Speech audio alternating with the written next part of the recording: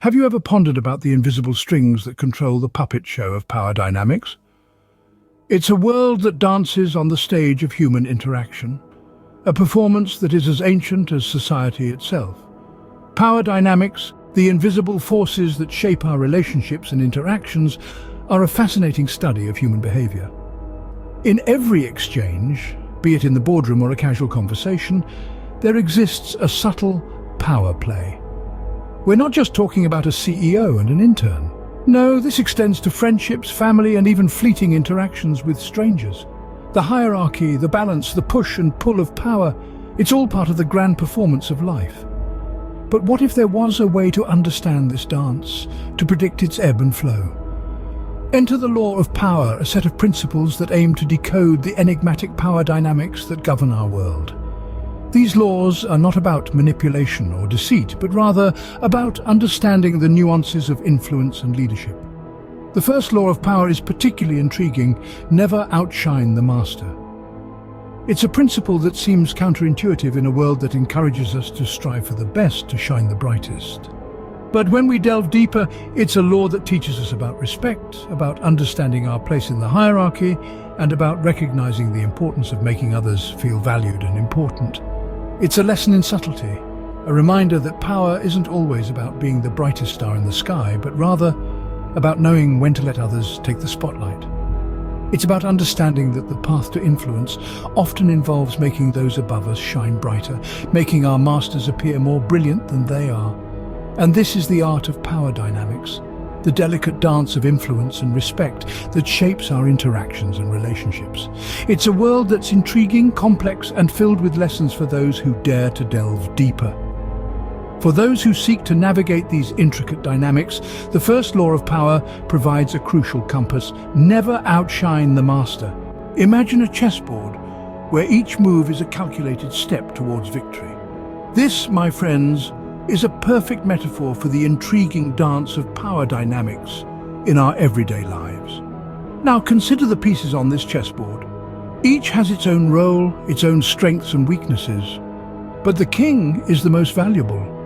Just like in the game of chess, in the game of power, making your master, your king, appear more brilliant than they are can be a winning strategy. Picture yourself as a knight on this board.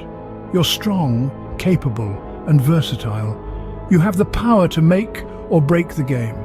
But remember, your value lies not in outshining your king, but in making him shine brighter. When you augment your king's brilliance, you not only secure your place on the board, but also pave your path towards the heights of power. You see, when your master shines, you bask in that radiance.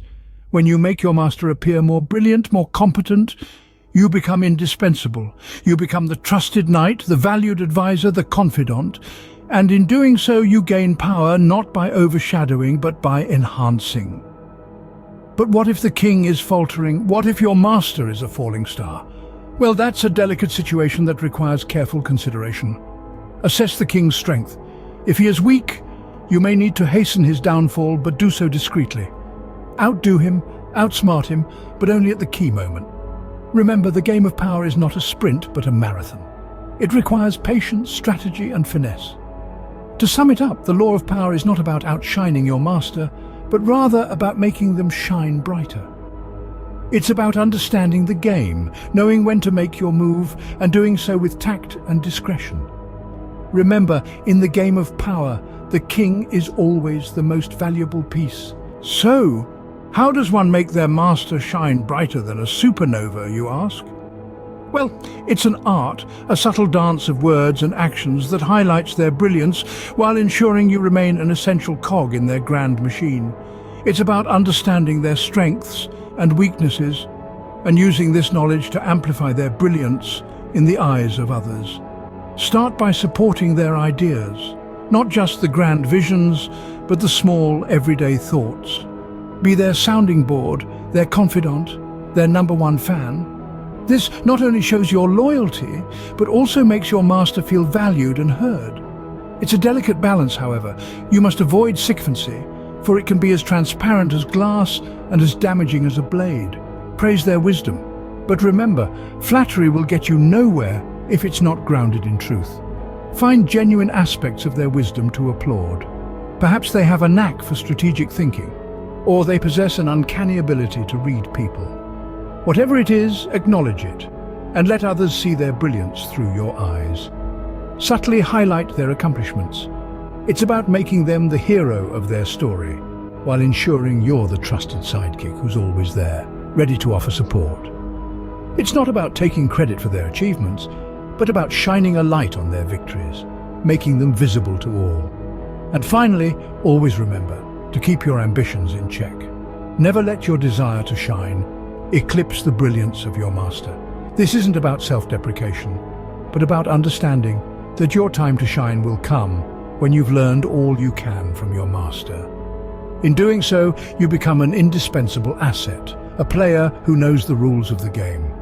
It's a game of power, of influence, of carefully crafted words and actions, and if played right, it can lead you to the heights of power, where your master once stood. But what if the master is a falling star, losing their luster? Here starts an intriguing twist, a reversal of the law we've been exploring. This is when the rules of the game change. It's like playing chess, where the pawn suddenly becomes the queen. Let's imagine a scenario where your master, your mentor, is losing his grip on power. His star is fading, he's becoming a weak player in the game. What do you do then? Do you still make him shine brighter? Or do you subtly shift the spotlight onto yourself? Indeed, the reversal of the law comes into play when your master is no longer the force he once was. It's a delicate dance, a game of shadow and light. You need to gauge his strength, assess his weaknesses, and time your moves meticulously. What's important here is subtlety and discretion. You cannot just overthrow him, you need to discreetly hasten his downfall. It's like gently pushing an already teetering tower. It needs to be done in a way that the tower believes it fell of its own accord. And how do you outdo him at key moments? You need to be smarter, sharper, more cunning. You need to anticipate his moves and counteract them. It's not about being ruthless, it's about being strategic.